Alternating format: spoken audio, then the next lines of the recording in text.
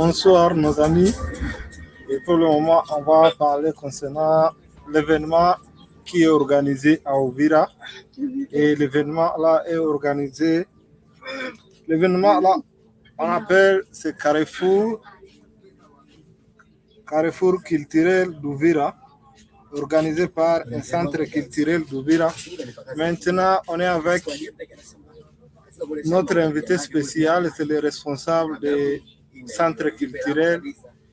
Je pense qu'il va se présenter aussi et nous parler un peu concernant l'activité là. Soyez les bienvenus. Oui, merci beaucoup, monsieur le journaliste. Je réponds au nom de Patient Alessire Mouloumoderwa. Je suis directeur du Centre culturel Tukutane Art de l'OSP Asbel. L'OSP Asbel, c'est une association de droit congolais basée à Uvira, œuvre socio-professionnelle. Nous nous occupons de l'encadrement de la jeunesse et de l'encadrement des artistes dans le domaine culturel. C'est comme ça qu'à travers notre projet de renaissance des arts de la voix et des spectacles vivants, nous organisons le Carrefour culturel d'Uvira avec l'appui de la DDC Coopération Suisse à travers la mise en œuvre du programme PAC, le programme d'appui à la culture, programme mis en œuvre par Wezo Africa Initiative, qui sont nos partenaires financiers et techniques. Et nous sommes aussi en partenariat avec une quarantaine d'organisations locales de toutes tendances confondues, y compris BGDS et toutes les organisations qui œuvrent dans le domaine culturel, le Centre culturel Ibanga, ESI Compagnie et tous les opérateurs culturels de la ville d'Uvira. Alors, le Carrefour culturel, c'est un événement, c'est la première édition.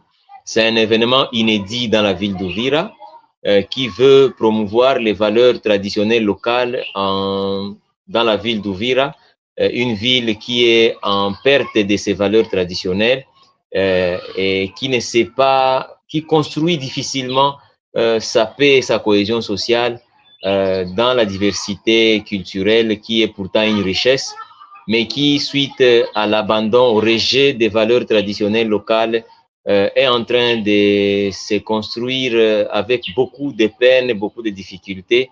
C'est comme ça que le Carrefour culturel devient un espace où on doit discuter sur les identités, sur les croyances, les manières de vivre, les manières de voir, l'éducation, autour de la paix, de la cohésion sociale. Voilà en quelques mots ce que je peux dire du Carrefour culturel qui est organisé au courant de cette semaine du 6 au 8 mars prochain. Oui, je voulais juste demander comment vous vous organisez par rapport de la sécurité, parce qu'il y a à peine un mois, il y avait des rebelles qui étaient là-bas et les rebelles là se sont retirés. Et en plus, quelles sont les mesures de sécurité que vous avez prises pour que cette activité puisse se passer en toute sécurité?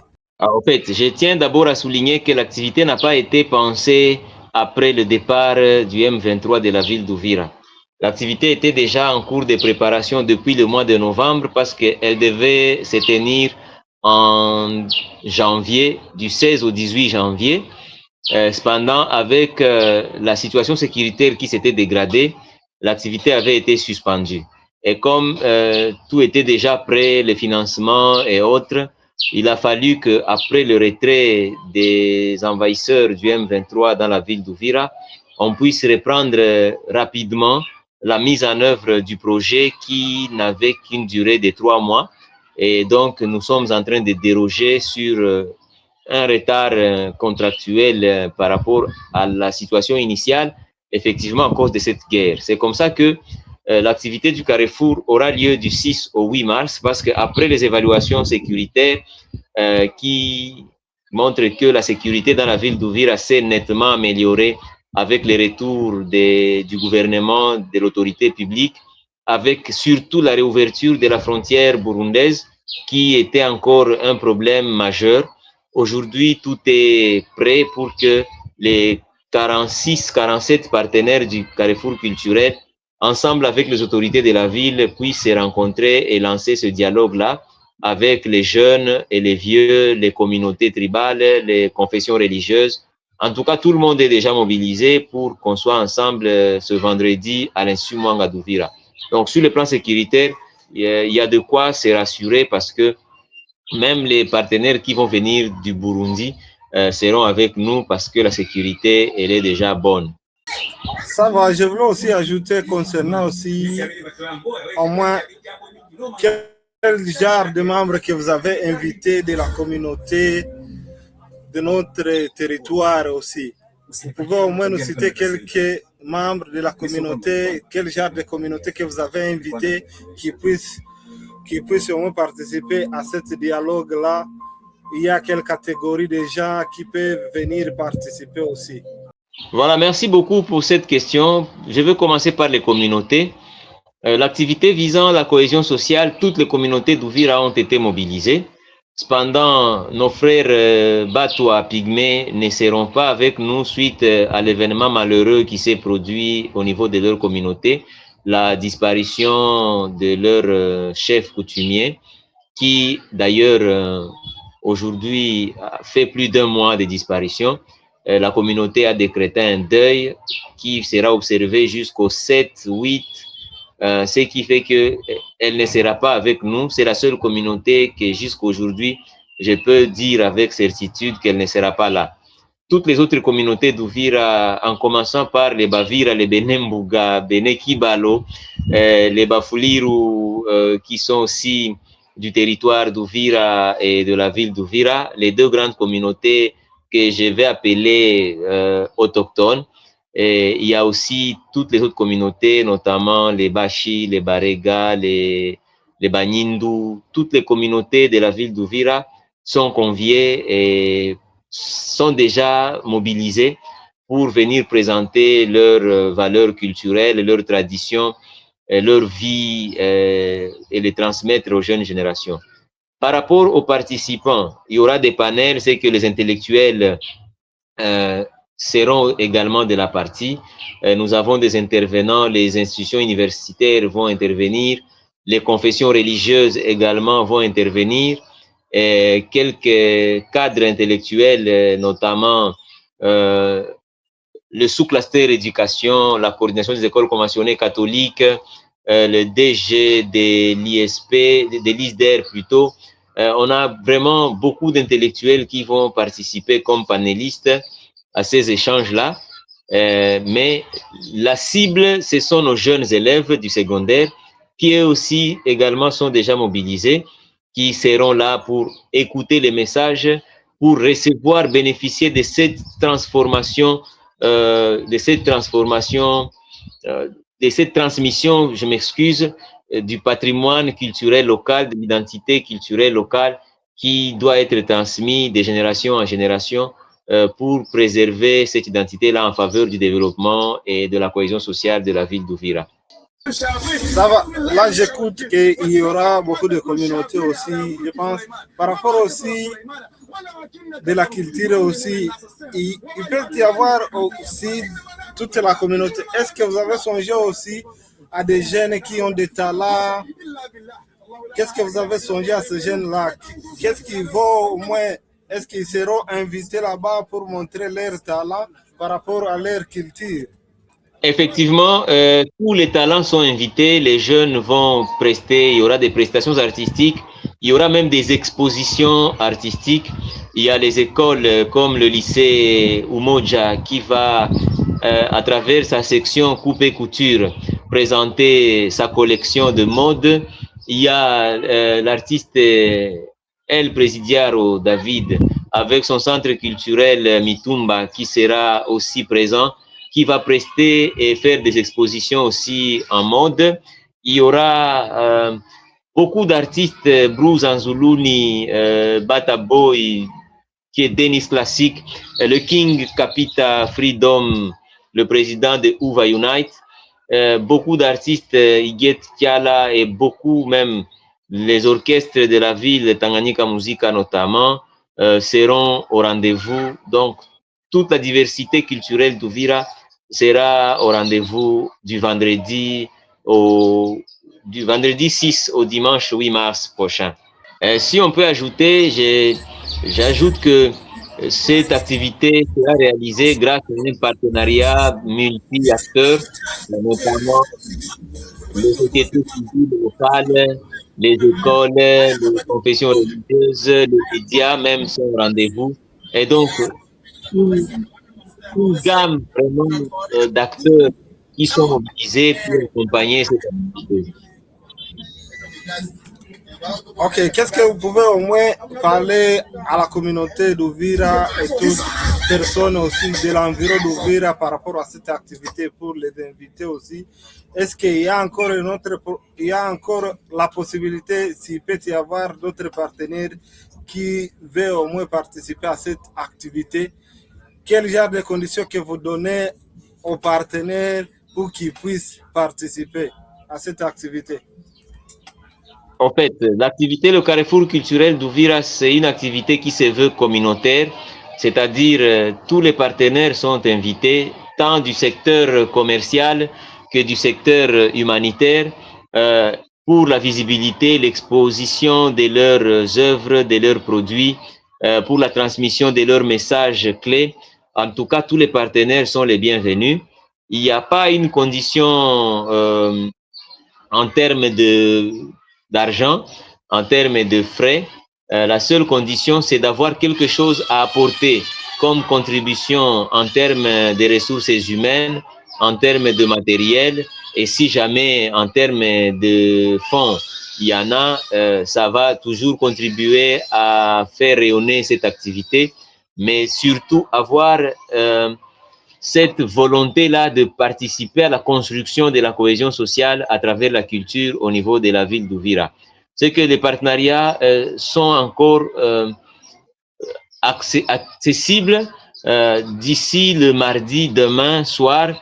Tous les partenaires qui veulent participer peuvent encore venir, mais les commerçants qui veulent avoir des stands pour exposer leurs produits et vendre, parce que l'activité commence de 9h à 16h.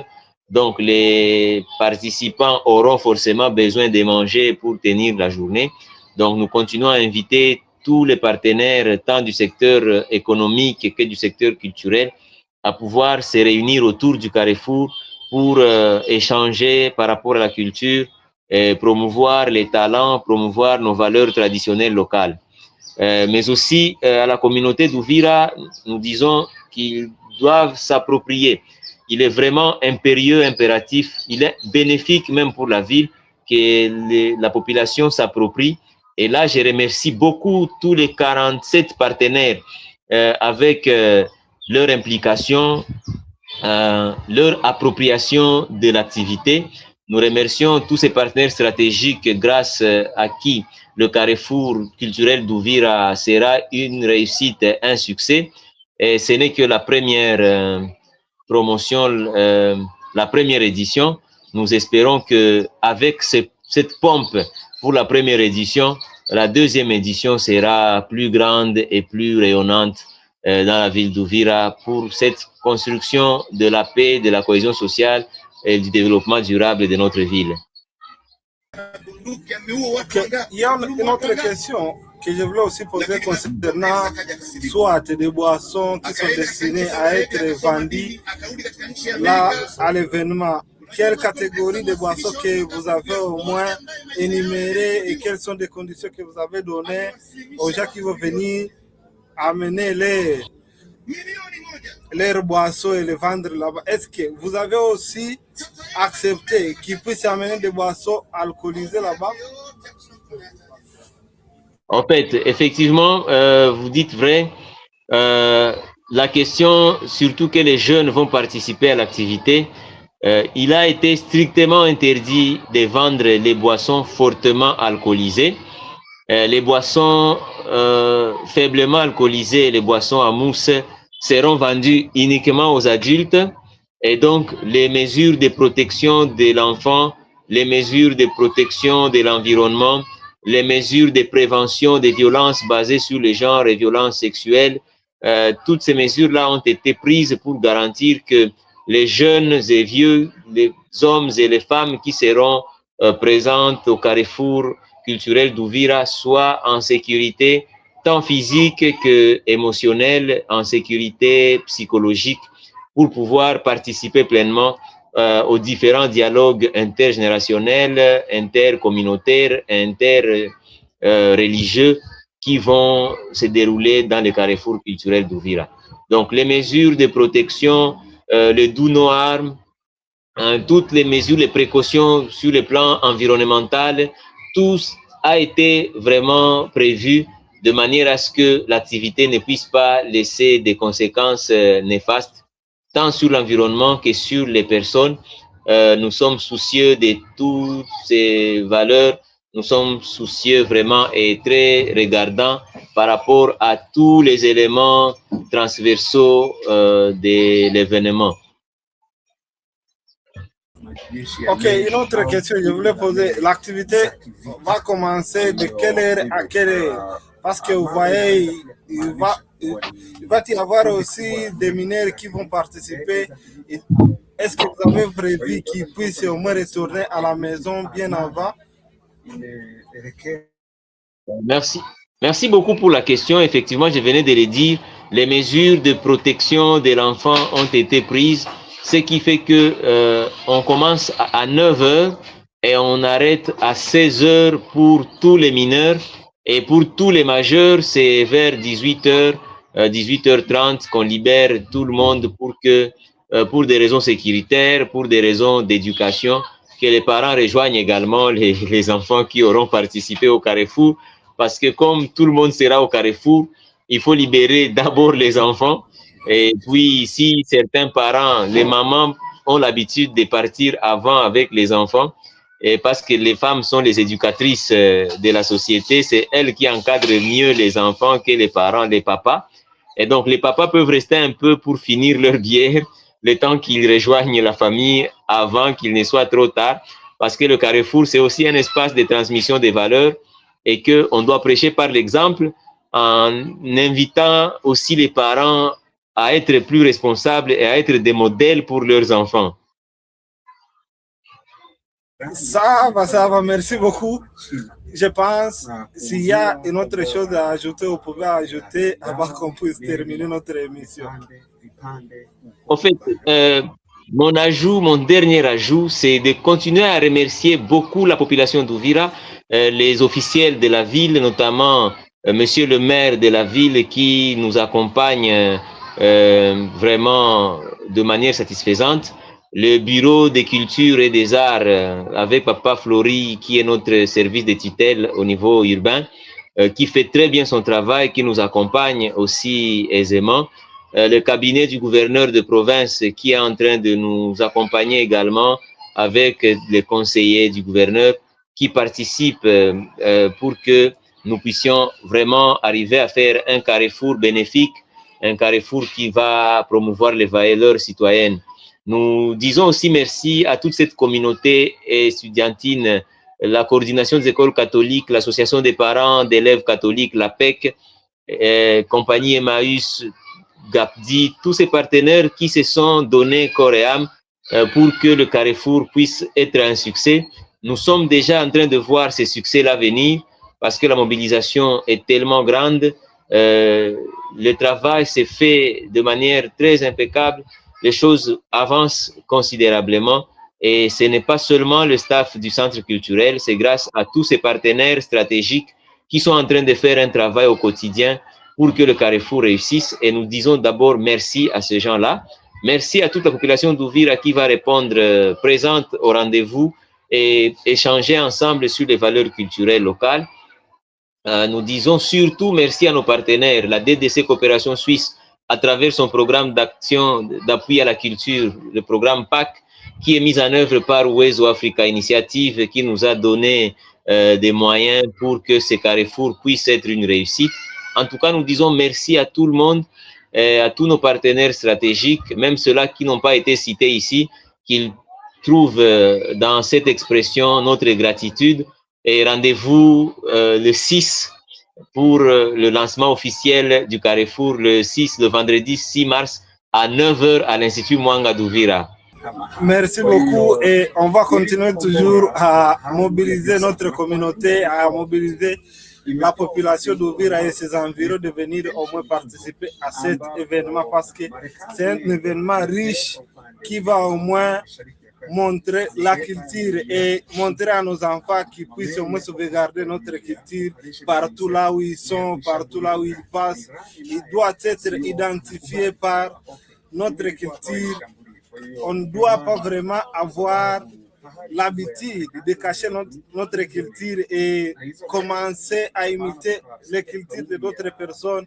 Là, on est en train de perdre l'identité de notre culture. Merci beaucoup. Je pense qu'on va se voir aussi à bientôt. Merci beaucoup. Moi, je donne rendez-vous. Permettez-moi de vous donner rendez-vous le jeudi soir lorsque tout le décor sera déjà planté sur Mwanga, qu'on puisse encore avoir une petite émission pour montrer à tous nos téléspectateurs le décor qui sera déjà planté et l'espace qui va accueillir la première édition du Carrefour culturel de Vira. Ça va, il n'y a pas de souci. Même, je pense, même les jours de l'événement, je vais regarder s'il peut y avoir la possibilité qu'on puisse être au moins en direct, avec vous, si vous allez nous permettre d'avoir au moins l'accessibilité de passer toute l'activité, que ça puisse au moins se passer en direct dans toutes nos plateformes sans problème. Moi, je suis complètement libre. On s'est donné corps et âme pour que cette activité puisse se passer très très bien. Je pense qu'on va continuer toujours à soutenir comme partenaire. En tout cas, merci beaucoup. Je rappelle que nous avons vraiment apprécié ce partenariat qui a aussi contribué à cette mobilisation de la communauté. Et nous disons que c'est une émission live, ça c'est la première, mais peut-être qu'on en aura encore d'autres, comme vous le dites. Que Dieu nous en donne la possibilité. Merci. Merci beaucoup. C'est moi qui vous remercie, monsieur le journaliste.